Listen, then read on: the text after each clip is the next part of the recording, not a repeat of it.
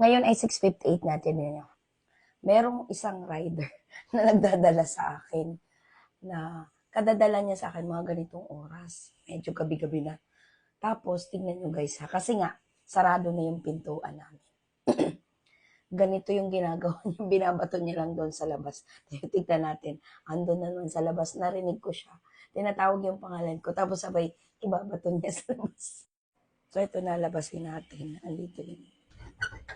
Diba, nakalak na yung pinto ko. Ayan o, tingnan mo. O, diba? Binabato niya lang.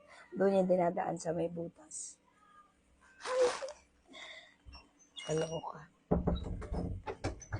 O, sara na natin. So, ayan na. Ito na yung dinala niya. Lagi kamong ganun yan siya. Tatawagin yung pangalan ko sabay bato. Ayan. Tingnan niyo. Ito yung dinala sa akin. O, ayan. Ayan. Oh, wow. I love it. Ganito siya. Oh. Isa lang yung ano niya. Ah, diba? Ayan. Oh, ito yung dumating ngayon, guys. Ang ganda. I love it. Oh, tignan niyo sa likod. Alok.